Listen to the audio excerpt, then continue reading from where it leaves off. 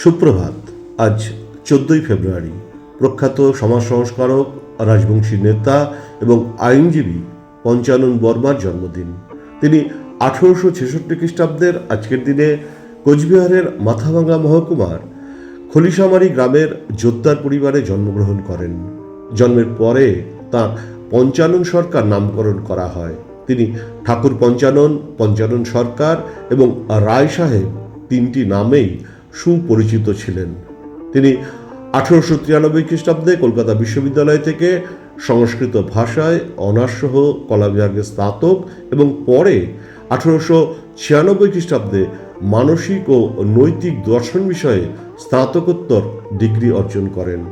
পরবর্তীতে 1900 খ্রিস্টাব্দে তিনি কলকাতা সুরেন্দ্রনাথ আইন কলেজে LLB ডিগ্রি অর্জন করেন।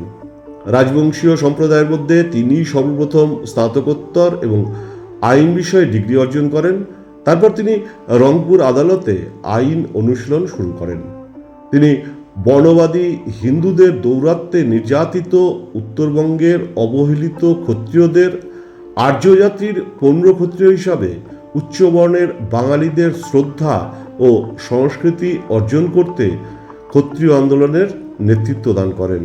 তিনি রাজবংশীদের সংগঠিত করতে, শিক্ষিত করতে এবং ব্রাহ্মণ্য মূল্যবোধ ও রীতিনীতি পুনর্জাগরিত করতে ক্ষত্রিয় সভা প্রতিষ্ঠা করেন। ক্ষত্রিয় সভা প্রমাণ করে রাজবংশীয় রাজকীয় বংশের ক্ষত্রিয় এবং কোচবিহারের রাজা বিশ্ব সিংহের সাথে রাজবংশীদের ঐতিহাসিকভাবে যোগসূত্র আছে। পৌরাণিক মতে সংস্কৃত সাহিত্য এবং ব্রাহ্মণ পণ্ডিতদের উপর ভিত্তি করে ক্ষত্রিয়রা পরশুরামের ভয়ে শতাব্দী সময়কাল নিজেদের সত্য পরিচয় গোপন করেছিল। এই দাবির সমর্থনে ক্ষত্রিয় সভার আন্দোলনে তিনি আনুষ্ঠানিক ক্ষত্রিয়করণ প্রক্রিয়া পরিচালনা করেন। এই উপলক্ষে 1319 বঙ্গাব্দের 27 মাঘ পঞ্চগড়ের দেবীকুঞ্জে 1 লক্ষেরও বেশি রাজবংশীয়দের গণ উপনয়ন করান। ফলে উত্তরবঙ্গের গ্রামগুলিতে হাজার হাজার রাজবংশীকে ক্ষত্রিয় বংশীয় প্রমাণ করে তিনি তাদের মধ্যে ব্রাহ্মণ্য নীতির পুনঃপ্রবর্তন করেছিলেন। তারপর তিনি রাজনীতিতে মনোনিবেশ করেন এবং 1920 খ্রিস্টাব্দে তিনি সর্বপ্রথম সাধারণ নির্বাচনে বিজয়ী হয়ে বঙ্গীয় প্রাদেশিক আইনসভার সদস্য হিসাবে নির্বাচিত হন ও 1923 ও 1926 খ্রিস্টাব্দেও তিনি জয়লাভ করেন। রংপুর জেলা স্কুলে রাজবংশী ছাত্রদের আবাসন সমস্যা সমাধানের জন্য তিনি ক্ষত্রিয় ছাত্রাবাস প্রতিষ্ঠা করেন। দরিদ্র রাজবংশীদের সহায়তার জন্য কুড়িগ্রামে ক্ষত্রিয় ব্যাংক স্থাপন করেন। এছাড়া রাজবংশী সম্প্রদায়ের মধ্যে সাহিত্য বিষয়ে সচেতনতার সৃষ্টির লক্ষ্যে তিনি রংপুর সাহিত্য পরিষদ পত্রিকার সম্পাদনার দায়িত্ব পালন করেন।